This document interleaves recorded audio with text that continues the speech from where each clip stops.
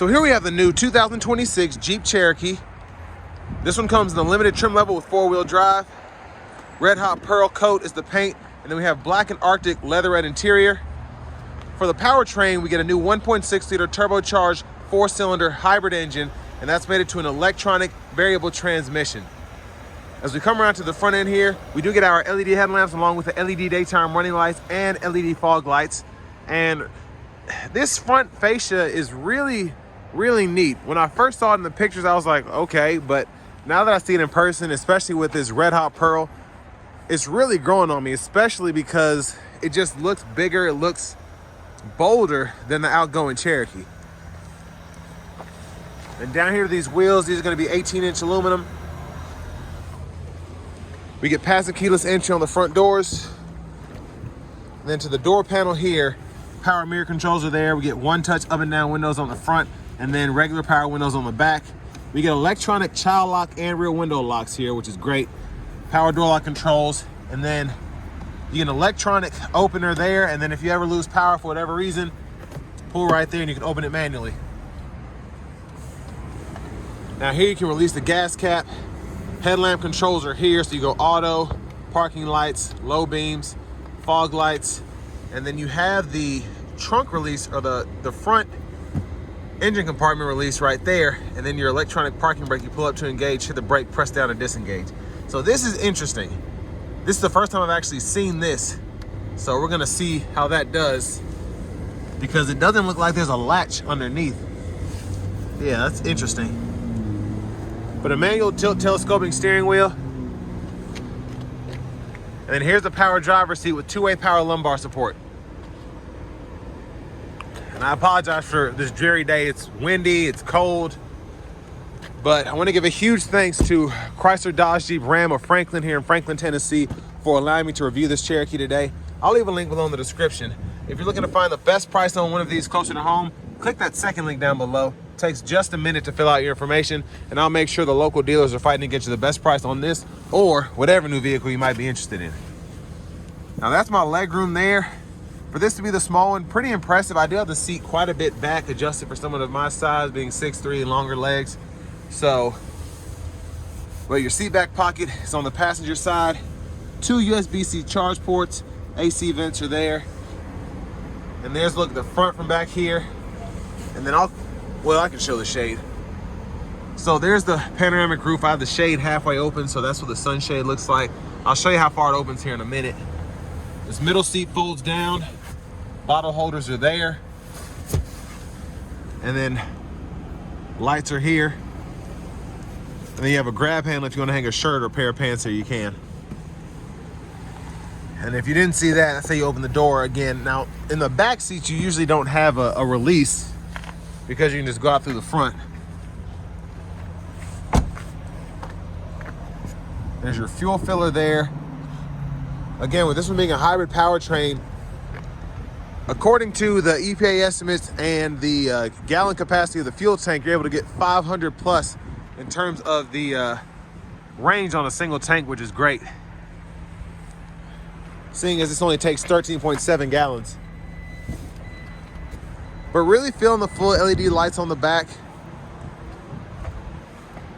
And here's a look at the cargo space behind the second row. Very spacious here. Spare tires there. And then you do get a 12 volt there. And then you can hang a bag or two over here. And you can push that to close the lift gate.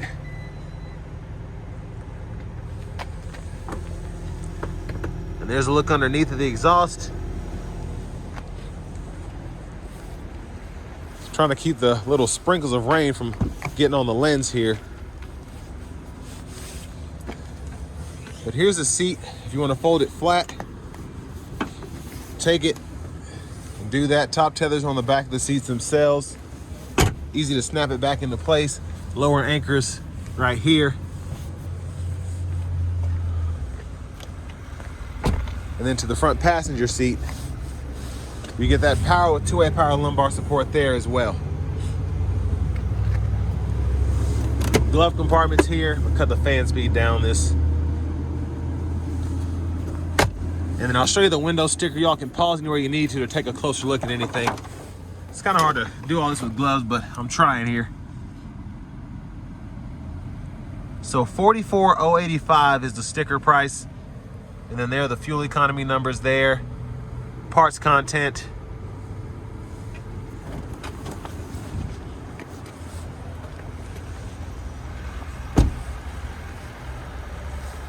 And then as we come back around to the front, gonna take a look in this engine bay.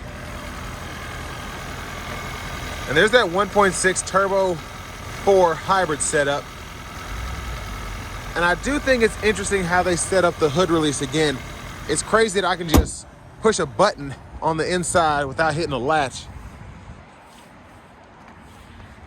Before we hop in, I'm just gonna show off the blinkers.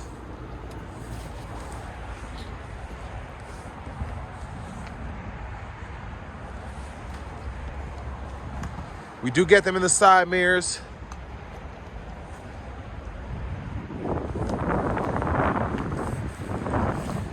Ooh, it feels awful out here. Let's go ahead and hop in the driver's seat. It's much better. Okay. So nice leather wrap steering wheel here. I actually like the flat bottom feel here. It's really neat. And I think it really goes with a Jeep, if that makes sense. Just having that kind of square feel to it, with it being four-wheel drive and all that. There's the horn. Now over here to the radio. The newer infotainment system I really like from Stellantis in general. It's relatively quick, relatively easy to use. Everything kind of makes sense over here. And then if you want to get in depth with certain things, you can scroll through here. But we get our FM radio, AM radio, Apple CarPlay, Android Auto wirelessly, Bluetooth, XM. And then you can kind of go through menus and such here. I'm gonna clean off the glass when I'm done. It's just, everything's wet, so I apologize. Dual zone automatic climate controls, so you can adjust from the screen, or you always have this little drop down at the top that you can get to, and that adjusts the heated seats, the heated steering wheel, and then the heated seat for the passenger side, as well as that temperature there. So that's pretty neat. No wonder it's so cold. I have it on low. Okay, so pair your Bluetooth device there. Vehicle settings are in here. So if you want to full the autonomy, then you have the e-hybrid setup. And this is what I like about most hybrids, is being able to see your energy flow. I had a Pacifica hybrid, and that was the coolest thing about it, was just saying, okay, this is when I'm using EV power, this is when I'm using gas, whatever. So even though this one is just a traditional hybrid, not a plug-in, you can still see when the engine's running, when the battery's being charged, and when the electric motors are, you know, pushing everything. So it's a pretty neat setup here. If you want to change your language, 4 options there. And then if you want to change units of measurement, you can do all those individually. My hand is still going numb through these gloves. That's crazy. But you also have the buttons for the heated seats and the heated steering wheel here on the side, so you can see that there. Power the screen off. And then volume knob. You can click there to turn the audio off. Hazards there. Let's check out the backup camera. So really good picture here. Guidelines follow you as you turn the steering wheel. And then down here we have our AC controls again. I like that you can pretty much do everything that you need from down here if you don't want to pull up the controls on the screen. Fan speed, cut the whole system off, temperature, AC, all that. And down here you have the active lane management. You can toggle the traction control. This is pretty neat, having the low gear right here. So you can actually toggle that on or off when you're in drive. And then you have your parking sensors there, 2 USB-C ports, storage down in here, and then your bottle holders are here. For the shifters, just rotary, so reverse, neutral, drive. And then you have your drive modes here, auto, snow, sand, mud, then sport. Automatic brake holds there, and then you have your rough road cruise control right there. You keep that steady speed going when you're on those tougher terrains. Wireless charging pad there, 12 volt down below. And then up here, we have all the controls for the sunroof, the SOS, the lights here, and then you can even toggle that lift gate there as well. While I'm up here, garage door transmitters there. And then we also have our sunglasses holder as well. Now, let's see how far this roof goes back one touch. So that's pretty impressive. Then you can hit it a second time, it goes back a little further. There's a look at the back seat from up here. And then here we have the vanity mirror. It's kind of hard to get with these gloves. There we go. And then back here to the front blinkers, you have your windshield wipers here, fluid there, and then your rear wiper there. And you can pull either way there for the rear fluid. And then your high beams. Now to the steering wheel itself, left side behind, you can go through the radio stations if you want to do that. And then on the right side, you can go through the volume. That left side also works for the track list if you want to go through your iPhone or something like that. But left side of the steering wheel, this goes through what's on the gauge cluster when applicable. So I can go through the sub menus here. Several different views, I guess you could say. And then I can go through this left side, which will show me, if I go back here, what's in the middle there. Now when I hit this button again, it'll take me out, and then I can scroll through nothing. So you just have those two different views there, if that makes sense. Bluetooth, voice recognition, and then over here we have our cruise controls. So adaptive cruise, turn that on, and then we can set the gap there. And then the active lane management, you can turn that on there. Set the speed, cancel, resume. Push button start. Finally, here's the key fob with remote start.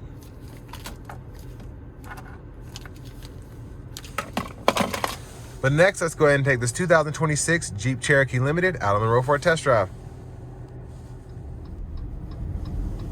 So starting the test drive in this Cherokee Limited, I've only driven this for about 2 blocks, but I love how this thing gets up to speed. It's very swift coming out of a stop in terms of letting the auto stop off, having those 2 electric motors give you that instantaneous torque.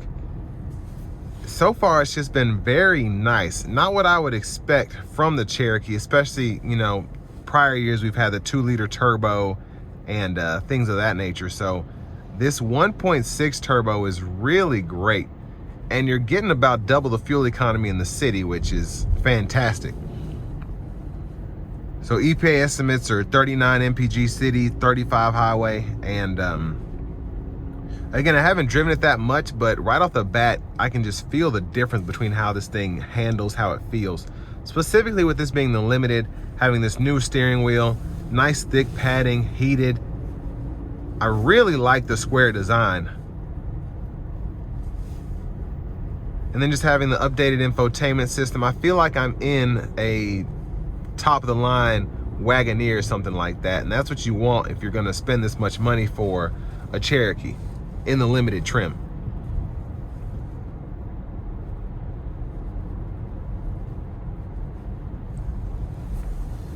But I don't know if you can sense it, but it's very quiet in here. You're not having that same drone you get from the 2-liter turbo always running, because as you kind of go in and out of corners, slow down, give it throttle, you'll hear that 1.6 kick on and kick off like a traditional hybrid. And one thing I can say about Chrysler's more recent variable transmissions is they're actually really good and relatively fun to drive compared to, let's say, an Infiniti, a Nissan, something like that, even a Chevrolet CVT. Now coming out of the stop, gas engine has not kicked on yet. And there it is there. It kind of lets you know when the gas engine's on and when you're on the electric motors, which is pretty nice. And I mean, the transition is so seamless, it's really hard to tell unless you're looking for it.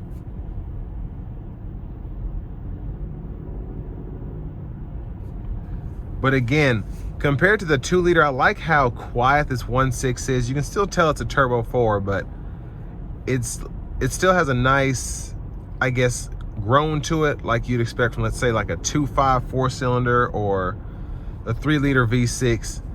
And it really does make this feel more peppy, if that makes sense. But I mean, it's so simple to drive. There's not a lot going on. It's very relaxing, very comfortable. Now, I do want to put it in a sport mode. We're going to give it throttle a couple times, but not going to floor it.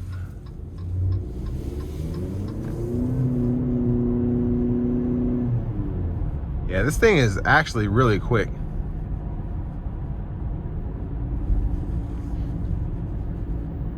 Gonna give myself a little space, try to give it a good pull, getting on the highway here.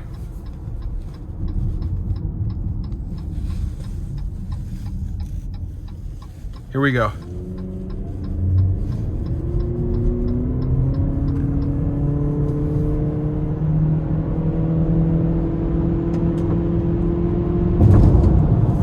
Yeah, that was, it wasn't doing much, but it was doing a lot, if that makes sense. It was so swift getting up to speed. And I'm very impressed with this. But we have the active driving assist on now. And so far, that's pretty nice as well. As soon as you take your hands off, though, it kind of feels you there. So keep that in mind. But in terms of the overall vehicle, I think it's fantastic. I think Stellantis did a great job redoing this Cherokee. It just, everything from the interior to the powertrain, the looks on the outside. I feel like this really does make this something special. Not saying that the old Cherokee was garbage, but I mean, this is just on a different level. And I feel like Jeep is coming to the party, you know, in terms of making these smaller SUVs top tier, making them more of a priority. And you see that here with this new Cherokee. But I think you get a really good SUV for this money again, and it really does have a lot to offer. I think this is gonna be a winner for Stellantis, especially as more people find out that these exist. And with all that being said, this will bring me to the end of my review of this 2026 Jeep Cherokee in the limited trim level.